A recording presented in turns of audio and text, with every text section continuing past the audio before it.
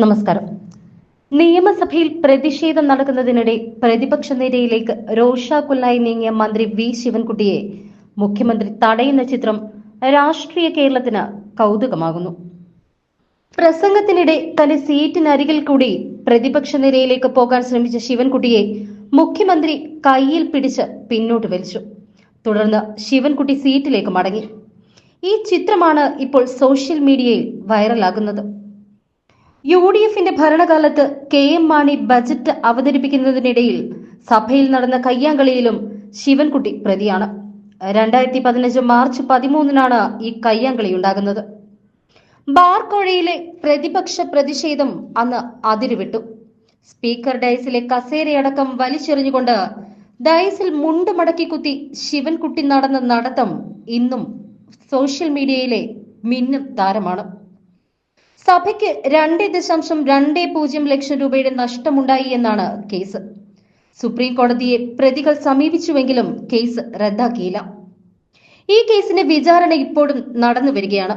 മന്ത്രി ശിവൻകുട്ടിയും ആ വിചാരണ നേരിടണം. ഇത് മനസ്സിൽ വെച്ചുകൊണ്ടായിരിക്കണം ഇന്ന് ശിവൻകുട്ടിയെ പിണറായി വിജയൻ പിടിച്ചുമാറ്റിയത്.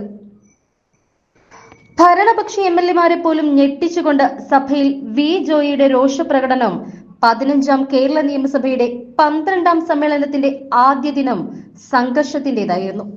വരും ദിവസങ്ങളിലും സംഘർഷഭരിതമാകുമെന്ന സൂചന തന്നെയാണ് ആദ്യ ദിവസം തന്നെ ഈ സഭ തരുന്നത്.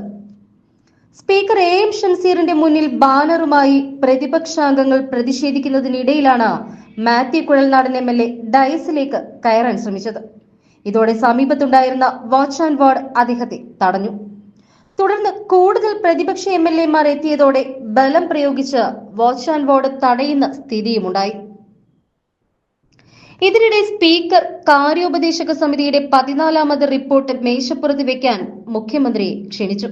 റിപ്പോർട്ടിൽ ഭേദഗതി നിർദ്ദേശിച്ചുകൊണ്ട് മുഖ്യമന്ത്രി സംസാരിക്കുന്നതിനിടെ മന്ത്രി വി ശിവൻകുട്ടി മുഖ്യമന്ത്രിയുടെ ഇടതുവശത്തുകൂടി പ്രതിഷേധം നടക്കുന്ന ഭാഗത്തേക്ക് നീങ്ങി.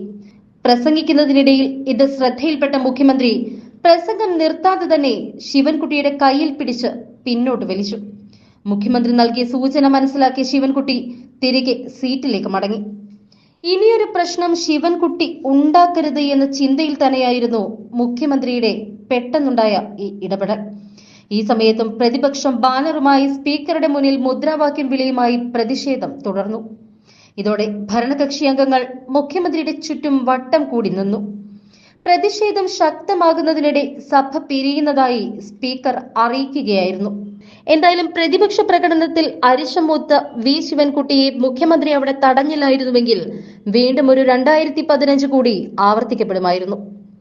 മറ്റൊരു പ്രളയം, മറ്റൊരു കോവിഡ് മഹാമാരി എന്നൊക്കെ പറയുന്നത് പോലെ മറ്റൊരു നിയമസഭാ താണ്ഡവം എന്ന മലയാളിയുടെ പഴഞ്ചൊല്ല് വീണ്ടും അന്വർത്ഥമാകുമായിരുന്നു. അന്ന് 2015 മാർച്ച് 13-ന് ബാർക്കോഴയിലെ പ്രതിപക്ഷ പ്രതിഷേധം അതിരുവിട്ടപ്പോൾ നമ്മുടെ ഇപ്പോഴത്തെ ഭരണപക്ഷം, അതായത് CPM-ന്റെ മന്ത്രിമാരും MLA-മാരും അടങ്ങുന്ന സംഘം ഡയസിൽ കാട്ടിക്കൂട്ടിയ പോക്രിത്തരങ്ങൾ ഇപ്പോഴും വൈറലാണ്.